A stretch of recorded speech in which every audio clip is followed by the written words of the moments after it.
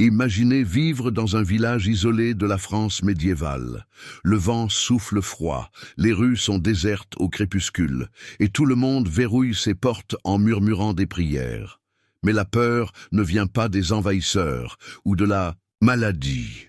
Il sort de la forêt, de quelque chose qui n'est pas entièrement humain, ni entièrement bête. Le loup-garou, un nom murmuré avec terreur. La créature qui se cache dans l'obscurité, poussée par un instinct sauvage et incontrôlable.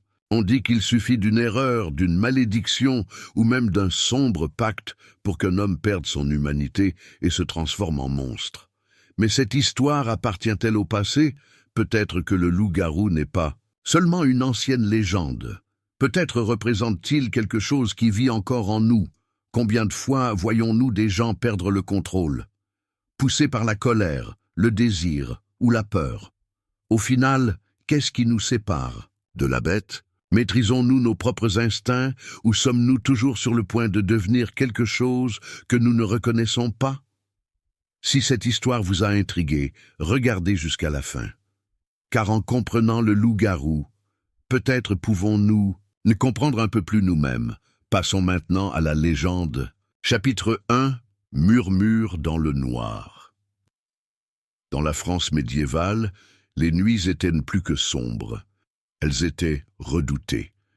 Les bougies vacillaient aux fenêtres des petits villages, et les gens se retiraient tôt, car ils savaient que lorsque la pleine lune brillait dans le ciel, quelque chose se cachait dans l'obscurité, le loup-garou. Les paysans racontèrent des histoires sur un homme maudit qui se transformait en créature bestiale à la tombée de la nuit. Son hurlement brisait le silence, et ceux qui osaient s'aventurer sur les routes désertes ne revenaient souvent pas pour raconter ce qu'ils avaient vu. Dans un village entouré de forêts denses, des rumeurs ont commencé à circuler sur la disparition d'animaux. D'abord il y eut des poules, puis des moutons, jusqu'à ce qu'un jeune berger disparaisse sans laisser de traces. Mais c'est lorsqu'ils ne trouvèrent que ces restes à l'aube que la panique s'empara de la population. Les anciens ont averti « Si vous entendez un hurlement différent, ne regardez pas par la fenêtre. Et ne prenez jamais, jamais son nom en vain. Mais chaque légende commence quelque part. Et celui-ci avait un nom. On dit que le premier loup-garou n'était pas un monstre de naissance. C'était un homme, un simple villageois, peut-être un chasseur, un voyageur, ou quelqu'un qui a fait quelque chose de terrible pour mériter cette malédiction. Mais qu'est-ce qui pourrait amener un être humain à perdre sa propre forme? La réponse à cette question est cachée dans les brumes de l'histoire. Et dans le prochain chapitre, nous explorerons comment la malédiction a commencé et pourquoi ce n'était jamais seulement une histoire pour effrayer les enfants. Chapitre 2. La naissance de la malédiction. Les histoires sur le loup-garou ne sont pas sorties de nulle part. Ils ont été murmurés autour des feux de camp, propagés par les voyageurs et consignés dans d'anciens manuscrits oubliés par le temps. Mais parmi toutes les versions de la légende, il existe une histoire que beaucoup considèrent comme le véritable début de la malédiction. Dans un village entouré de forêts épaisses et d'hivers rigoureux, vivait un homme nommé Jean. C'était un chasseur habile, connu pour ses proies et sa capacité à apporter de la nourriture à sa communauté. Cependant, quelque chose chez lui éveillait les soupçons.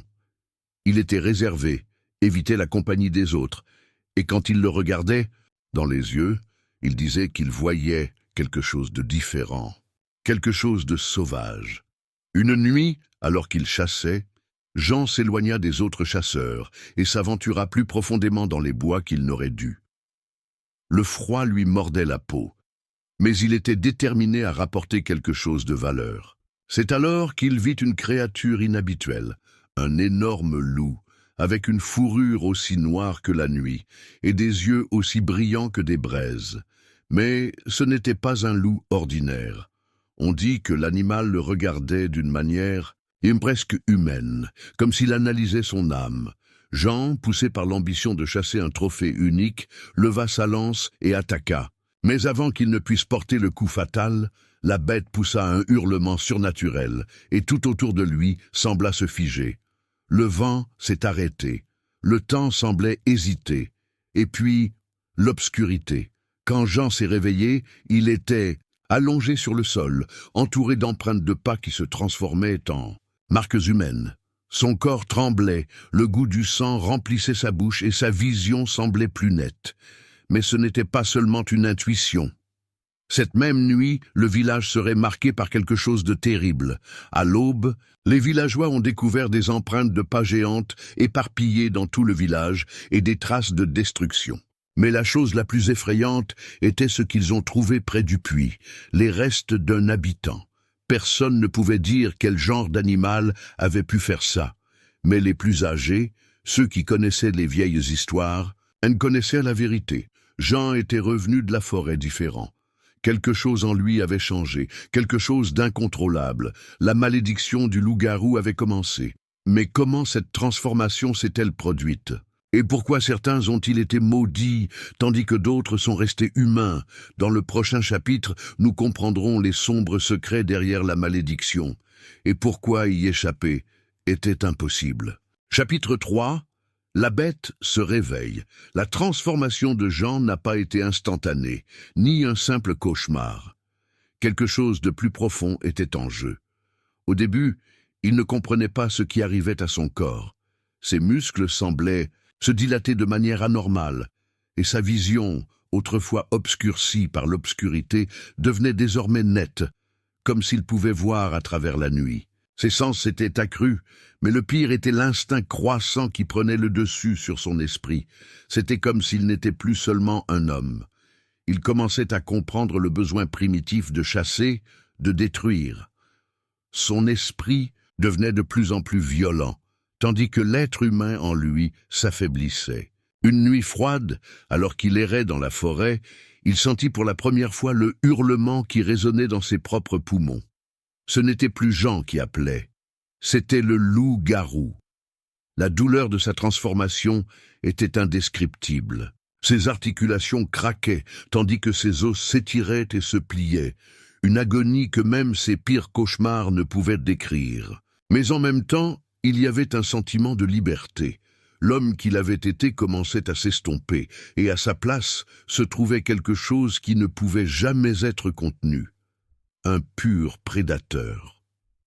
Alors que le soleil se couchait et que la pleine lune se levait dans le ciel, Jean, désormais transformé, partit pour sa première chasse. Mais contrairement au loup sauvage de la forêt, il chassait non pas pour survivre, mais pour le plaisir. La faim qui le consumait n'était pas seulement physique, elle était viscérale, et la soif de sang prenait le dessus sur ses pensées. Cette nuit-là, il attaqua le village et la terreur qui suivit resta gravée dans la mémoire de ceux qui survécurent. Il n'était plus un chasseur, Jean était devenu une bête, et ainsi le cycle commença. À chaque pleine lune, l'homme qui restait encore dans son être luttait pour résister à la bête qui prenait le dessus sur lui. Mais malgré tous ses efforts, chaque fois que la nuit tombait, il se retrouvait perdu dans sa propre nature. Les villageois ont commencé à remarquer que l'homme qui était autrefois un chasseur disparaissait maintenant la nuit. Il s'enfermait dans sa maison, mais après l'aube, on le retrouvait sale, avec des yeux fous et un air de regret qui ne pouvait être guéri. Pire encore, Jean laissait des traces de sang et de destruction partout où il allait, sans s'en rendre compte, et les villageois commencèrent à associer ces événements à lui. Mais comme tout dans la vie, la lutte intérieure de Jean contre la bête en lui était loin d'être une simple bataille. C'était une guerre constante entre ce qu'il était et ce qu'il était devenu. Chaque transformation lui apportait un sentiment de perte. Il ne savait plus où finissait l'homme et où commençait le monstre. Et c'était peut-être là la plus grande malédiction de toutes. Le vide qui se formait en lui, le chagrin de savoir que parfois il n'avait aucun contrôle sur ses actes. Dans le prochain chapitre, nous explorerons comment la malédiction du loup-garou a affecté non seulement Jean, mais tout le monde autour de lui, et comment la lutte entre la raison et l'instinct a laissé de profondes cicatrices sur la communauté. Chapitre 4. Le reflet de la bête, le combat pour l'humanité. Au fil du temps, Jean a commencé à réaliser qu'il n'était pas seul dans sa malédiction. Il n'était pas le seul à lutter contre les pulsions sauvages qui envahissaient son corps pendant les nuits de pleine lune. Le village, hanté par ces mêmes hurlements qui semblaient émaner du cœur même de la forêt, commença à s'effondrer sous le poids de la peur. Chaque disparition, chaque trace sanglante laissée dans les ruelles étroites faisait soupçonner aux villageois quelque chose de plus que de simples bêtes de la forêt. La croyance qu'un monstre humain était derrière ces attaques s'est rapidement développée. Jean, cependant, n'a jamais voulu être la bête. La part humaine en lui, celle qui se souvenait encore des visages et des familles, luttait pour tenir le coup. Mais comme le fleuve qui tente de résister à la force des eaux, ce combat devenait de plus en plus difficile. Il essayait désespérément de s'éloigner des gens. Il fermait les portes à clé, s'isolait dans la forêt pendant la journée, mais même ainsi, l'appel monstrueux de la pleine lune ne manquait jamais. Le dilemme auquel il était confronté n'était pas seulement la perte de contrôle sur son corps, mais le conflit entre qui il était et qui il devenait. Il s'est regardé dans le miroir et a vu dans ses propres yeux la lutte intérieure, une guerre entre l'homme et la bête. Lors d'une nuit particulièrement difficile, après une énième transformation, Jean vit sa propre image se refléter dans la rivière. La créature qui le fixait n'était plus l'homme qu'il connaissait, mais un monstre, des yeux rouges et sauvages, des dents acérées et une fureur sur son visage qui n'était pas la sienne. Il se demanda, à cet instant, s'il y avait encore quelque chose d'humain dans son âme, ou si le loup-garou l'avait déjà entièrement consumé. Il se sentait déchiré, comme s'il n'y avait aucun moyen de revenir en arrière. La plus grande peur de Jean n'était pas de mourir. Il savait que cette transformation mènerait à sa destruction.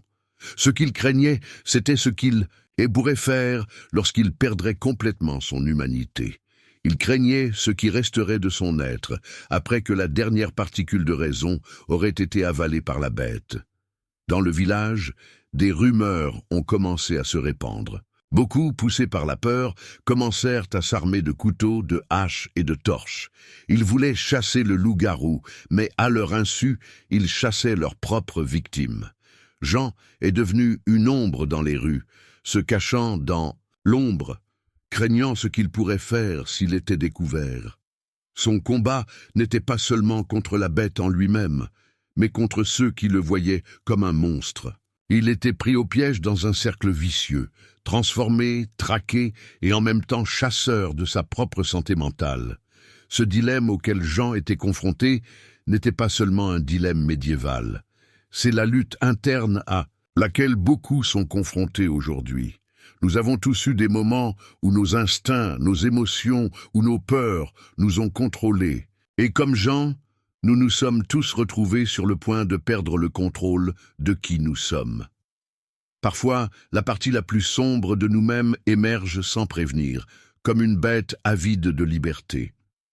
Mais que se passe-t-il lorsque nous affrontons ce loup-garou intérieur? Pouvons-nous résister ou devons-nous simplement y succomber? C'est cette bataille silencieuse que Jean a menée chaque nuit et c'est la bataille que nous menons encore chaque jour. La peur de perdre le contrôle, la peur de devenir quelque chose que nous ne reconnaissons pas, quelque chose dont nous ne pouvons pas revenir en arrière. Le véritable problème n'est pas la transformation physique, mais la perte de soi.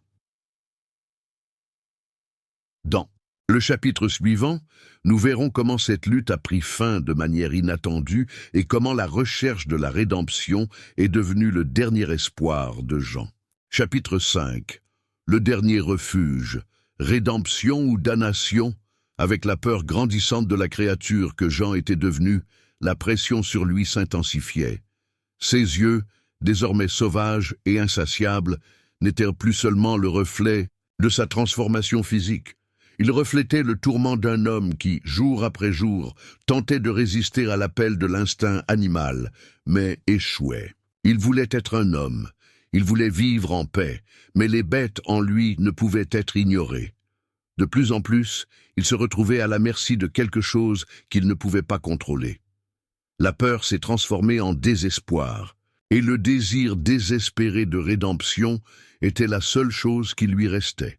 Une nuit, après une attaque particulièrement brutale du village, alors que les marques de ses griffes étaient visibles sur chaque porte et que les maisons étaient éclaboussées d'une traînée de sang, Jean savait que quelque chose devait changer. Il ne pouvait pas continuer à fuir, ni se cacher dans l'ombre pour toujours. Mais que faire lorsque vos actions pendant les nuits de pleine lune vous ont transformé en monstre aux yeux de tous? La réponse est venue d'un vieux guérisseur. Du village, un homme qui prétendait connaître les anciens mystères de la magie et de l'esprit humain. Il savait que la malédiction que portait Jean n'était pas seulement physique, mais aussi spirituelle. « La bête en vous n'est pas de votre faute, » dit le guérisseur, ses yeux anciens reflétant une sagesse qui transcendait les siècles. « Mais pour sauver votre âme, vous devez affronter ce que vous craignez de devenir. » Jean, désespéré, et les yeux rouges d'une fureur qu'il ne pouvait contrôler, demanda un sort ou un enchantement qui le libérerait de la bête qui était en lui. Le guérisseur, cependant, lui proposa quelque chose de plus complexe. Ce qui est en toi est une lutte éternelle. Aucun sort ne peut le détruire. La seule façon de contrôler la bête est d'accepter qu'elle existe en toi. Tu dois réconcilier les deux parties, l'homme et le monstre. Ces mots ont touché quelque chose de profond en Jean. Il a compris ce que le guérisseur voulait dire. Il ne pouvait plus échapper à sa nature, ce qui faisait partie de lui, le côté humain, l'instinct sauvage, la colère, la peur, tout cela l'a formé. La véritable malédiction n'était pas la transformation elle-même, mais le déni de ce qu'il était vraiment. Jean partit dans la forêt cette nuit-là, non pas avec l'intention de chasser ou de tuer, mais pour affronter la bête en lui-même. Il grimpa au sommet d'une colline où les arbres s'entrelaçaient et la pleine lune l'illuminait. Il se tenait là, à genoux, et criait dans la nuit noire, appelant la bête qui habitait son corps.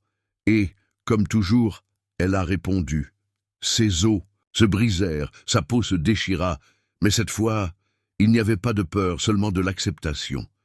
Il n'essayait plus de lutter contre la transformation. Il l'a permis, et en même temps, il a cherché à intégrer sa propre humanité à la bête. Cette nuit-là, Jean comprit une vérité amère mais libératrice. Il n'était plus un homme, ni complètement une bête. Il était les deux.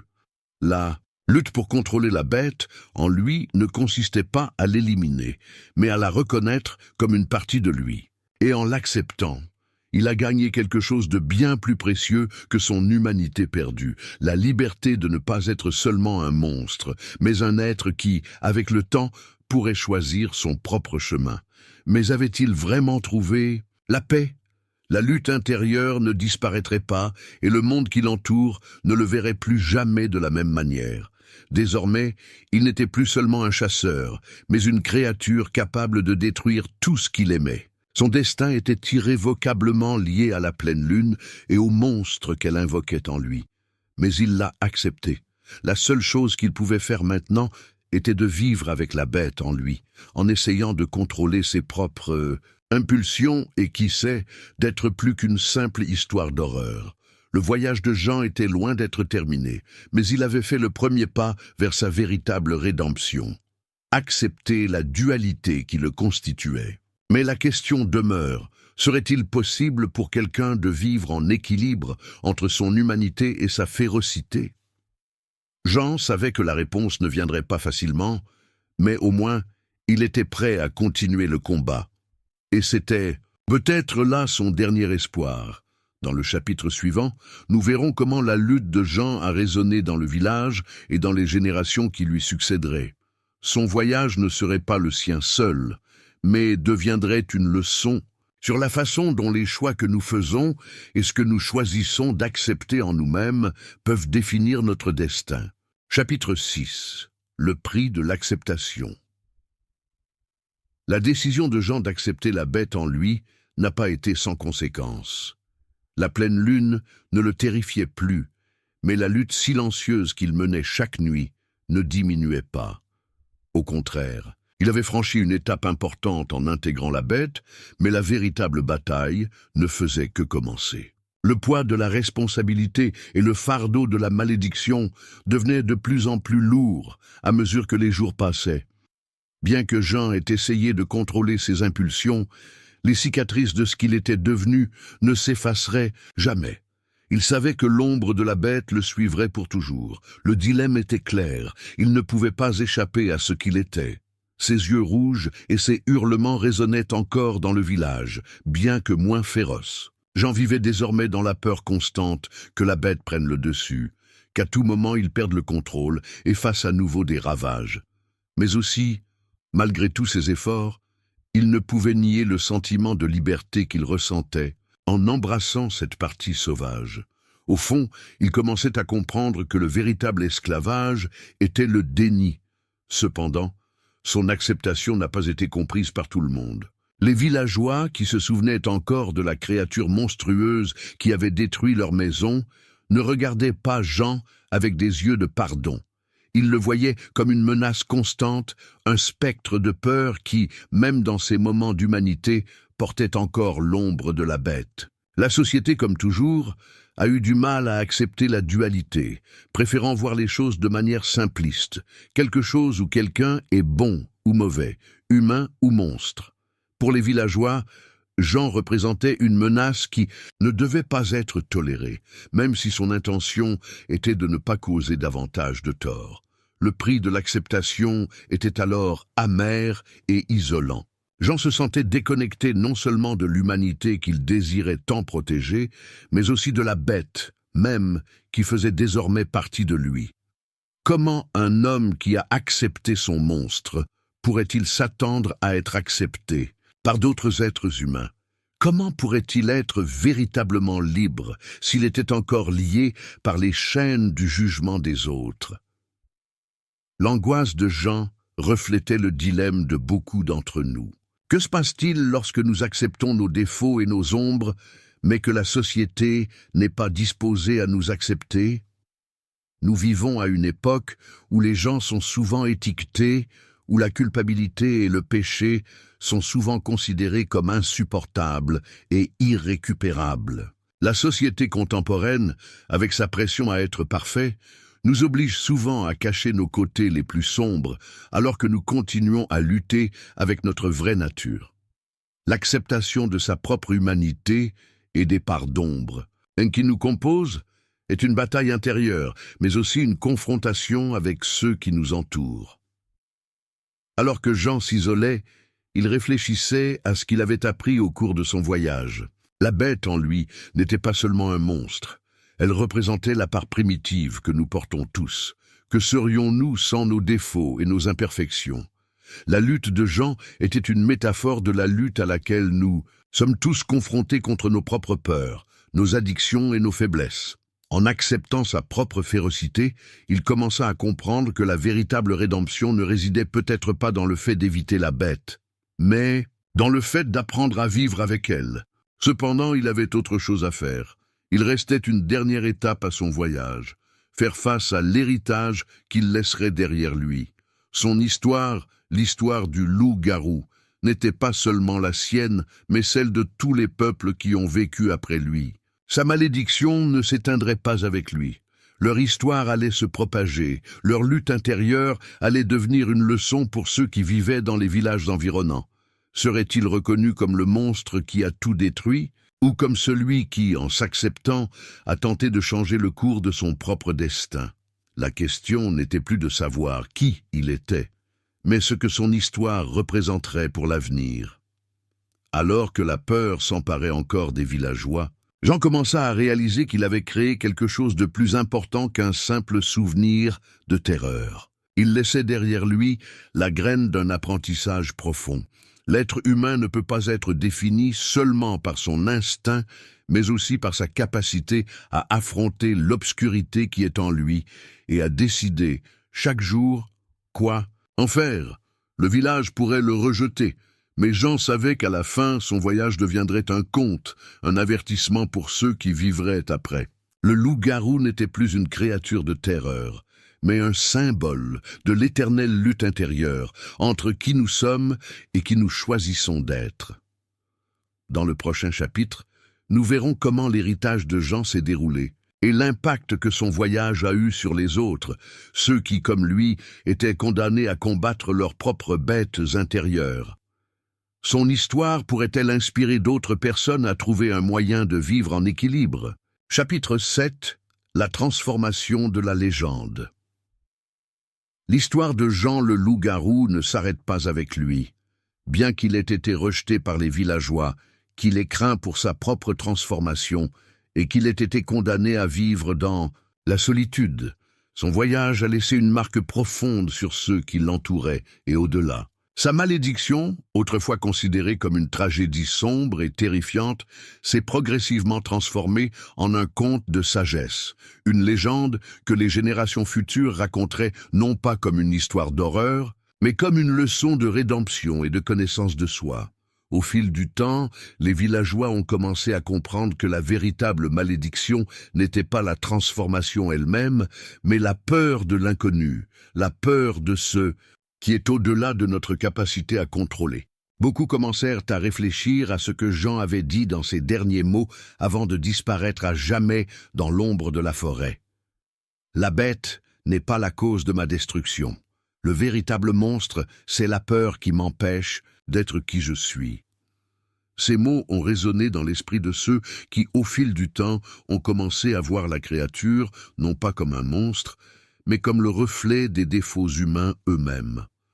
L'histoire de Jean de loup-garou s'est transmise de génération en génération, devenant une métaphore vivante des difficultés à gérer le côté sombre de soi-même. Les enfants ne craignaient plus le loup-garou, mais utilisaient son histoire comme guide. Ils ont appris que nous portons tous en nous des ombres et des désirs qui peuvent nous consumer si nous ne les reconnaissons pas, si nous n'acceptons pas notre dualité. Jean, par son combat, était devenu l'archétype de l'homme qui cherche à se comprendre, qui se réconcilie avec ses imperfections. Au fil des siècles, d'autres sont apparus qui, comme Jean, ont dû faire face à leurs propres transformations intérieures. Certains se sont perdus, consumés par leurs propres pulsions, tandis que d'autres, avec l'exemple du loup-garou, ont réussi à trouver un équilibre. L'histoire de Jean a cessé d'être une simple légende d'horreur et est devenue une leçon de vie. C'est devenu un symbole de lutte contre la peur elle-même, un rappel que chacun de nous porte une bête intérieure, qu'il s'agisse de colère, de peur, d'envie ou même des instincts les plus primitifs. Mais Jean, l'homme devenu plus sombre que présence, ne fut plus jamais revu. Certains pensent qu'il s'est perdu à jamais dans les forêts, ayant finalement succombé à la bête intérieure. D'autres disent qu'il continua à vivre en marge de la société, où la pleine lune ne le transformait plus, mais l'accompagnait comme un vieil ami. Ce qui est certain, c'est qu'il n'a jamais complètement disparu. Son histoire a vécu et vit toujours dans le cœur et l'esprit de ceux qui comprennent que la lutte contre les ombres n'est pas seulement une bataille extérieure, mais une guerre intérieure qui définit qui nous sommes et qui nous choisissons. D'être aujourd'hui, le loup-garou n'est plus un monstre redouté, mais un symbole de tous ceux qui cherchent à se comprendre et à accepter leurs propres ombres. Son histoire s'est répandue non seulement dans la France médiévale, mais dans le monde entier, résonnant chez chaque être humain qui a déjà été confronté au dilemme d'être plus que ses défauts. La légende du loup-garou, au final, ne parle pas d'un monstre, mais de nous tous, de notre lutte quotidienne, entre nos instincts et notre raison, entre nos désirs et notre morale. La véritable force de Jean ne résidait pas dans sa capacité à vaincre la bête, mais dans sa capacité à trouver un équilibre en lui-même, une harmonie entre les deux mondes, l'humain et le sauvage. Que deviendrions-nous si nous acceptions notre propre dualité sans peur? Que se cacherait-il au plus profond de notre être si nous ne craignions pas notre propre ombre? Jean le loup-garou nous enseigne que le premier pas vers la vraie liberté est l'acceptation, non pas de la perfection, mais de la totalité de ce que nous sommes, humains, imparfaits, mais toujours capables de grandir et de changer. Et maintenant, j'aimerais vous inviter à réfléchir davantage sur ce sujet, non seulement pendant cette vidéo, mais aussi dans votre vie. Qui sait ce que vous pourriez apprendre en acceptant vos propres ombres et en trouvant ainsi la véritable force qui réside dans votre lutte intérieure? Si vous avez été touché par cette histoire, n'oubliez pas de vous abonner à la chaîne pour plus de mythologie et de réflexions profondes sur le côté humain des légendes. Rendez-vous dans la prochaine vidéo.